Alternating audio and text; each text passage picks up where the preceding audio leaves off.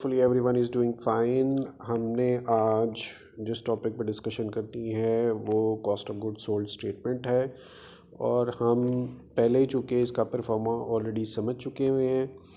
तो क्वेश्चन अब सॉल्व करने की कोशिश करेंगे। क्वेश्चन 1 है और वो बुक सुहेल अफजल की है जो आप लोग यूज़ कर रहे हैं। उसी क्वेश्चन नंबर 1 को प्रैक्टिकली हम सॉल्व करने की कोशिश करेंगे। अच्छा जी, पहले हम उस क्वेश्चन को एक ओवरव्यू उसका ले लेते हैं। यहाँ हमें क्वेश्चन नज़र आ रहा है, ऊपर की लाइंस जो हैं उनमें आप पहले इनकी सिर्फ एक शेप देखें, अमाउंट्स को जज करें, कौन से वर्ड्स कहाँ पर लिखे हुए हैं। देखें यहाँ पर सबसे ऊपर परचेज़ लिखा हुआ है, फिर डायरेक्ट लेबर लिखी हुई है, फैक्ट्री ओवरहेड लिखा हुआ है, फिर मटेरियल, वर्क इन प्रोसेस और फिनिश गुड्स के यहाँ 6 अमाउंट्स आपको नज़र आ रही हैं। अब दोबारा आप देखिए यहाँ पे परचेज़, लेबर और एफएच। और जब आप परफॉर्मे में जाते हैं तो वहाँ पर भी आपको परचेज़ नज़र आ रहा है, फिर आपको लेबर नज़र आ रही है। हमने एक्चुअल हमारा अब का टारगेट क्या है कि यहाँ से क्वेश्चन में से जो अमाउंट्स हैं वो हम पिक करेंगे और अपने परफॉर्मे में देखेंगे कि उनकी एक्चुअल जगह कौन सी बन रही है। जो अमाउंट हम क्वेश्चन से पिक करेंगे यहाँ पे हम फिल आउट करेंगे। आपने अच्छी तरह समझ लेना है कि सबसे पहले आप क्वेश्चन की शेप देखेंगे, उस शेप में जो वैल्यूज़ आपको चाहिए वो वैल्यूज़ कहाँ पड़ी हुई हैं वो आप रीड आउट करेंगे और अमाउंट को उठा लेंगे। जैसे एक सिंपल सी चीज़ हम डिस्कस करते हैं। सबसे पहले लिखा हुआ है परचेज़ ऑफ रॉ मटेरियल और वो 5 लाख रुपीज़ का है। तो परचेज़ आपके क्वेश्चन में पहले ढूंढें, ये लिखा हुआ है परचेज़ और वो 5 लाख का है। आप सिंपल इसमें यहाँ अमाउंट पोस्ट कर दें। अच्छा, अब 5 लाख की अमाउंट आपने पोस्ट कर दी। अच्छा, आपको फील होगा यहाँ पर कि सबसे पहले तो ओपनिंग स्टॉक लिखा हुआ है, तो हमने पहले ओपनिंग स्टॉक क्यों नहीं लिखा। तो ये कोई फुल एंड फाइनल डिसीजन नहीं है। करने का बस एक तरीका है कि जब आप जहाँ से जो अमाउंट स्टार्ट हो रही है, अब यहाँ देखिए सबसे पहले अमाउंट 5 लाख थी, तो बजाय इसके कि मैं इस पूरे क्वेश्चन की रीडिंग करूं और मैं ढूंढूं कि ओपनिंग स्टॉक किधर है, इसकी बजाय मैं जो स्टार्ट से चलूँगा और एंड तक जो अमाउंट मुझे नज़र आती रहेगी वो मैं पिक करके अपने क्वेश्चन में पोस्ट करता रहूँगा। उसमें आसानी होगी, मेरे से कोई चीज़ मिस नहीं होगी।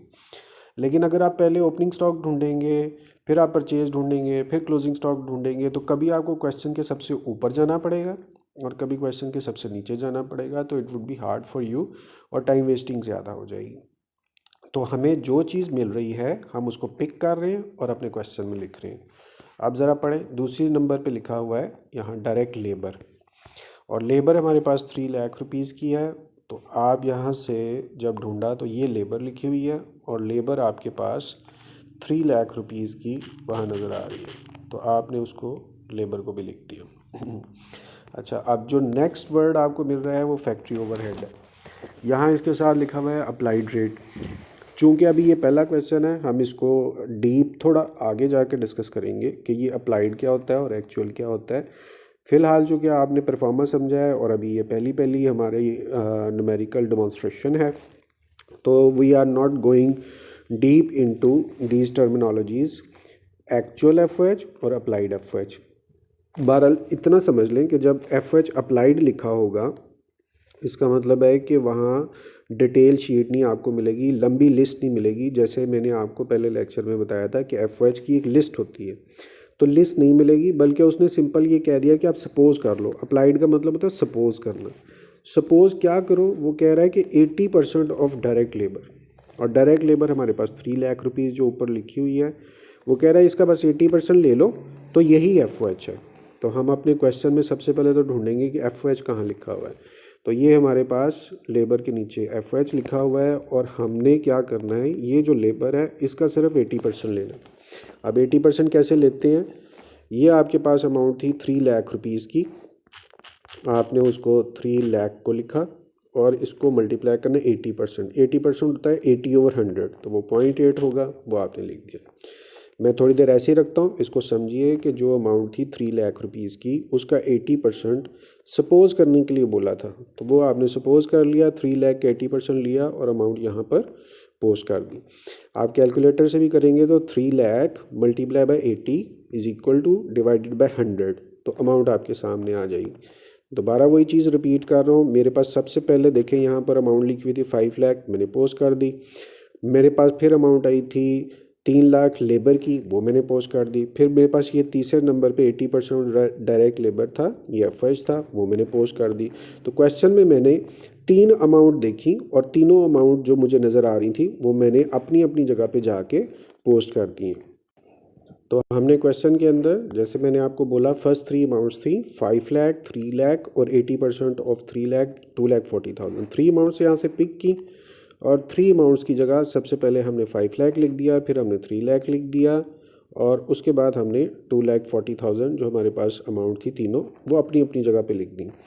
अब जैसे मैं एक दफ़ा आपको दोबारा बताता हूँ, ये 3 लाख क्या चीज़ थी, ये लेबर थी। हमने यहाँ से देखा कि सेकंड में ये लेबर लिखा हुआ है और वो 3 लाख था, अमाउंट वहाँ पर पोस्ट कर दी। ओके, 3 अमाउंट्स थी, तीनों अमाउंट पोस्ट हो गई। अब आगे जो लिखा हुआ है वो मटेरियल है, जो आपको नज़र आ रहा होगा। फैक्ट्री ओवरहेड के बाद जो नेक्स्ट आपके पास सब्जेक्ट है वो मटेरियल है। अब मटेरियल के आगे 2 अमाउंट्स लिखी हुई हैं और 2 अमाउंट के ऊपर जो बोल्ड करके लिखा हुआ है यहाँ से चेक करें, एक के आगे लिखा हुआ है जनवरी 1 और दूसरे के आगे लिखा हुआ है दिसंबर। इसका मतलब ये हुआ कि 50,000 एक अलग अमाउंट है, 70,000 एक अलग अमाउंट है और जब जनवरी है तो वो स्टार्ट होता है और दिसंबर है तो वो एंड होता है। अब मुझे बताएं कि जनवरी के लिए जो मटेरियल 50,000 का है इसको क्या समझेंगे, और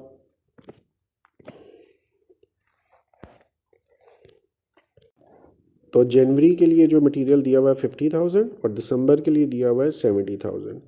तो जो स्टार्ट हो रहा है वो जाहिर है ओपनिंग होगा, जो एंड हो रहा है दिसंबर के अंदर वो क्लोजिंग होगा। अब हमें जो मटेरियल मिला है वो ओपनिंग मटेरियल भी मिल गया है और क्लोजिंग मटेरियल भी मिल गया है। ओपनिंग मटेरियल 50,000 है और क्लोजिंग मटेरियल 70,000 है। पहले तो देखते हैं कि हमारा ओपनिंग मटेरियल कहाँ पर है। तो अब हम अपनी शीट में देखते हैं कि ओपनिंग मटेरियल ये सबसे ऊपर हमें नज़र आ गया है स्टॉक, और मैंने आपको बताया था स्टॉक का नाम इन्वेंट्री भी हो सकता है और स्टॉक का नाम कमोडिटी भी हो सकता है, इन्वेंट्री हो सकता है। और अब जो ओपनिंग मटेरियल ये भी वही है। तो ओपनिंग मटेरियल के लिए हमें 50,000 उसने कहा। दोबारा देखें यहाँ पे, ये जनवरी 1 में ओपनिंग मटेरियल 50,000 और क्लोजिंग 70,000 है। तो आप अपने क्वेश्चन में यहाँ पर ओपनिंग मटेरियल 50,000 आप लिख देंगे और क्लोजिंग मटेरियल देखें कहाँ है, ये लिखा हुआ है क्लोजिंग मटेरियल। तो यहाँ पर आप क्लोजिंग मटेरियल 70,000 पोस्ट कर देंगे। ओके, अब यहाँ देखें ये ओपनिंग मटेरियल 50,000, क्लोजिंग मटेरियल 70,000 कैसे पता चला। ये सबसे पहले लिखा हुआ है ओपनिंग रॉ मटेरियल, फिर आपने लिखा हुआ है क्लोजिंग स्टॉक या क्लोजिंग इन्वेंट्री या क्लोजिंग मटेरियल, ये एक ही बात है। फ़िलहाल आप क्या करें, अमाउंट्स को क्वेश्चन में से ढूंढ के वहाँ पे पोस्ट करी जा रहे हैं। तो आपने भी इसी तरह से पहले परफॉर्मा क्रिएट कर लेना है और जो वैल्यूज़ आपको वहाँ से मिल रही हैं वो सिर्फ आपने पोस्ट करते जाना है। अब क्वेश्चन में जो नेक्स्ट आपके पास है वो देखिए, मटेरियल के बाद वर्क इन प्रोसेस लिखा हुआ है। अब वर्क इन प्रोसेस में भी वही चीज़ है, एक स्टार्ट के अंदर 60,000 है, एंड के अंदर 56,000 है। तो स्टार्ट में जो 60,000 है वो ओपनिंग वर्क इन प्रोसेस है और 56,000 जो दिसंबर में लिखा हुआ है क्लोजिंग है। तो 60,000 और 50,000 वर्क इन प्रोसेस हमें मिल गए। अब यहाँ ढूंढते हैं कि वर्क इन प्रोसेस कहाँ है। ये मिल गया आपको वर्क इन प्रोसेस ओपनिंग जो आपके स्टार्ट में था और वो हमें पता है वो 60,000 था, वो आपने यहाँ 60,000 पोस्ट कर दिया। तो इधर क्या था, ओपनिंग वर्क इन प्रोसेस, वहाँ से देखा 60,000। क्लोजिंग वर्क इन प्रोसेस हमें यहाँ नज़र आ रहा है 56,000, यहाँ से चेक करें ये क्लोजिंग वर्क इन प्रोसेस है और वहाँ आप 56,000 पोस्ट कर दें। अब तीसरी अमाउंट आप चेक करें, वो है आपके पास फिनिश गुड्स, और फिनिश गुड्स में भी आपके पास 2 अमाउंट्स हैं। एक जनवरी की है वो 84,000 है और एक दिसंबर की है वो 1 लाख है। तो आप ढूंढेंगे फिनिश गुड्स ओपनिंग। तो क्वेश्चन में आप ये देखें यहाँ लिखा हुआ है फिनिश गुड्स ओपनिंग और उसकी अमाउंट आपको वो 84,000 कह रहा है। वो 84,000 आप यहाँ पर लिख लें। अच्छा, मैं टीचर हो के भी आप देखें कि मैं 2 दफ़ा 3 दफ़ा कंफर्म करता हूँ कि अमाउंट क्या है। ऐसे ही जब आपने क्वेश्चन करना है तो जल्दी नहीं मचानी। मैंने 84,000 वहाँ से देखा, फिर मैंने स्क्रॉल डाउन किया, मैंने यहाँ से देखें, मुझे नज़र आ गया कि ओपनिंग फिनिश गुड 84,000 है। कंफर्म करके मैंने लिख दिया, और चाहे मैंने 2 दफ़ा पहले भी देखा था, लेकिन मैंने फिर दोबारा कंफर्म किया कि अमाउंट मेरे से गलत ना हो। अगर टीचर ऐसे कर रहा है तो फिर स्टूडेंट्स को और ज़्यादा केयर करनी है कि अमाउंट में कोई ज़ीरो कम ना लग जाए, कोई ज़ीरो ज़्यादा ना लग जाए। अब जो नेक्स्ट 1 लाख लिखा हुआ है ये क्लोजिंग फिनिश गुड्स है, तो आप यहाँ से ये लिखा हुआ है क्लोजिंग फिनिश गुड्स, और वहाँ पर आपको नज़र आया था 1 लाख, तो 1 लाख आपने यहाँ पर पोस्ट कर दिया। आप ज़रा इस परफॉर्मे की शक्ल देखें कि आपने जो वैल्यूज़ आपने क्वेश्चन में देखी, उन वैल्यूज़ को आपने इंग्लिश में यहाँ हर जगह से ढूंढा कि वो कहाँ लिखी हुई हैं, और वही वैल्यूज़ आपने पकड़ के उनके सामने अमाउंट्स लिख दी। अब बाकी का काम रह जाता है, वो इस वेरी सिंपल। आपने सिंपल जो प्लस लिखा है प्लस कर दें, जो माइनस लिखा है माइनस कर दें। वो आपको एक तो ये है कि पहली दफ़ा तो आप यहाँ देख रहे हैं, शायद अगली दफ़ा आप बहुत फ्लुएंट हो जाएं, आपको लेफ़्ट साइड पे देखने की ज़रूरत ही ना पड़े, आपको पहले ही पता हो कि क्या चीज़ प्लस करनी है क्या चीज़ माइनस करनी है। एक और बात आप गौर कर रहे होंगे कि यहाँ पर हमने परफॉर्मे में लिखा हुआ है डायरेक्ट एक्सपेंस, जबकि हमारे क्वेश्चन में कहीं पर भी डायरेक्ट एक्सपेंसेस की डिटेल नहीं दी हुई थी। ओके, अगर डायरेक्ट एक्सपेंसेस नहीं थे तो दैट्स गुड, हमारा काम थोड़ा सा आसान हो गया। हम वहाँ पे क्रॉस लगा देते हैं कि यहाँ पे जी डायरेक्ट एक्सपेंसेस नहीं थे। दूसरी बात ये एक लेस करना था रिटर्न्स को। हम अपने क्वेश्चन में दोबारा देखें कि यहाँ पे तो सब पूरा पड़ा और कहीं से भी हमें रिटर्न्स नहीं मिली, तो हमने रिटर्न्स को भी नहीं काउंट करना और हमने यहाँ पर भी क्रॉस लगा दें। अब आपको नज़र आ रहा है कि ओपनिंग स्टॉक में ऐड करना है परचेजेस को, और चूंकि बाकी की दोनों चीज़ें नहीं हैं तो आप इस ओपनिंग स्टॉक 50,000 में 5 लाख रुपया ऐड कर देंगे। यानी ओपनिंग स्टॉक में आपने प्लस करना है परचेजेस को, वो ऐड कर दिया तो आपके पास सम अप होके वो आ गए। ये जो 70,000 है ये क्लोजिंग स्टॉक है, और ध्यान से देखें क्लोजिंग स्टॉक के साथ क्या लिखा हुआ है, लेस करना है। तो आप फिर क्या करेंगे, यहाँ जो आपके पास आंसर आया हुआ है उसमें से क्लोजिंग स्टॉक को लेस कर देंगे। ये जो आपने कैपिटल लेटर्स में लिखे हुए हैं और बोल्ड किए हुए हैं ये आंसर्स हैं, ये हर दफ़ा सेम आंसर्स होंगे, इनका कैलकुलेशन से कोई लेना देना नहीं है। आपने आंसर्स के सामने इनको लिखा हुआ है, ना ये आपको क्वेश्चन के अंदर मिलेंगे, ना आपने इनको कभी कैलकुलेट करना है, ये फिक्स है, सिर्फ हेडिंग के तौर पर ये यूज़ होते हैं। और आपने कभी इसमें मिस्टेक नहीं करनी कि इसको मार्कर से ना लिखा हो या इसको बोल्ड ना किया हो, क्योंकि ये अलहदा नज़र आएंगे तो आपकी प्रेजेंटेशन अच्छी होगी। चलें जी, आपने यहाँ तक सॉल्व कर लिया था जिसमें आपके पास रॉ मटेरियल कॉस्ट अब अवेलेबल हो गई है। उसके बाद ये 3 लाख को देखें, ये 3 लाख क्या था, डायरेक्ट लेबर कॉस्ट, और डायरेक्ट लेबर कॉस्ट के बिल्कुल लेफ़्ट साइड पे जाके देखें डायरेक्ट लेबर को क्या करना है, ऐड। ओके, तो फिर आपने 4,80,000 के अंदर 3 लाख को ऐड करना है, तो आपके पास आंसर आ गया। अब उसके बाद 240,000 देखें क्या लिखा हुआ है, वो FH है और FH को भी ऐड करना है, तो फिर आप FH को भी आंसर में ऐड कर दें। ये आपके पास फाइनल टोटल फैक्ट्री कॉस्ट आ गई। फिर दोबारा बता रहा हूँ, ये सिर्फ हेडिंग्स हैं, ये जो बोर्ड लिखी हुई हैं ये आपको बुक में से नहीं मिलेंगी फ़िलहाल। आगे चल के क्वेश्चंस आएंगे उनमें मैं आपके साथ थोड़ी सी डिस्कशन करूँगा इसको, लेकिन फ़िलहाल आपने ये समझना है कि हमने इन चीज़ों की कैलकुलेशंस नहीं करनी, और आपने सिर्फ जो बुक के अंदर जो बोल्ड चीज़ें नहीं हैं उनको आपने देखा और वहाँ पर पोस्ट किया हुआ है। चलें जी, अब यहाँ तक काम हो गया था। अब 60,000 देखते हैं क्या चीज़ है, वो है वर्क इन प्रोसेस ओपनिंग, और उसके साथ लिखा हुआ है ऐड। तो आप वर्क इन प्रोसेस को ऐड करेंगे आंसर में, आंसर आपका था 10,20,000 और उसमें ऐड कर देंगे आप 60,000 को, तो फिर आपके पास जो चीज़ आई वो कॉस्ट ऑफ गुड्स मैन्युफैक्चर्ड आ गई।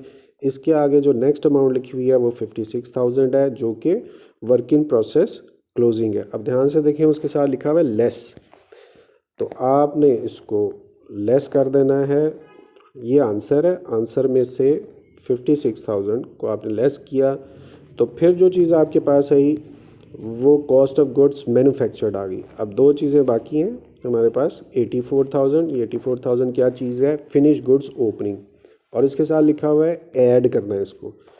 तो आप जो हमारा आंसर आया हुआ है 10,24,000, उसमें 84,000 को आप ऐड कर देंगे और लास्ट जो आपके पास अमाउंट है वो 1 लाख है और वह है फिनिश गुड्स जो क्लोजिंग है और उसको लेस करना है। तो आप आंसर में जाके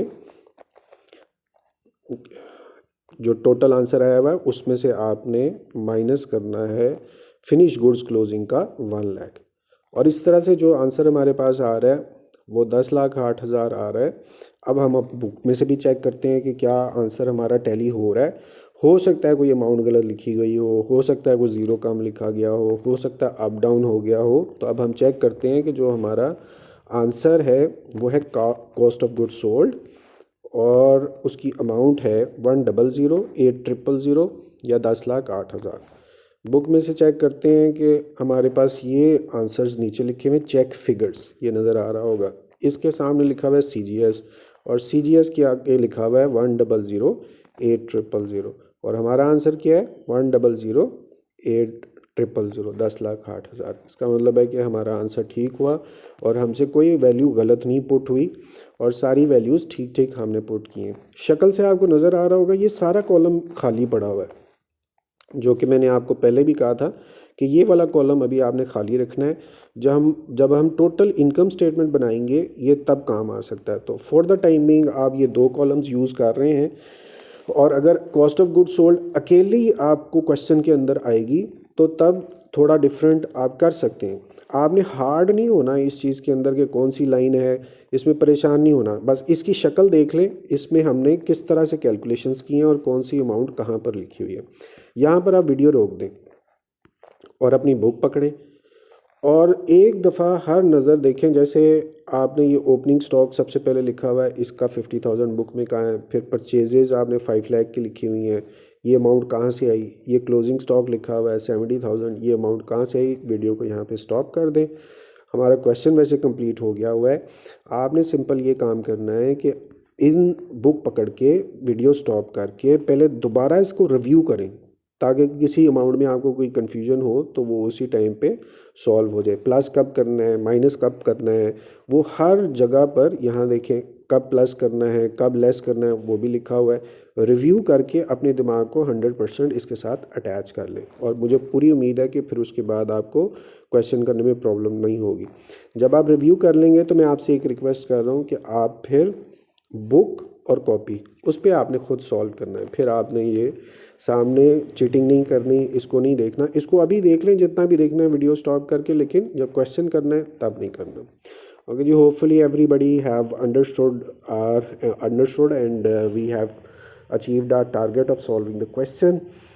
तो आपसे नेक्स्ट वीडियो में क्वेश्चन नंबर 2 में मुलाकात होगी। फ़िलहाल आप क्वेश्चन नंबर 1 इसको कंप्लीट करिए। Thank you very much.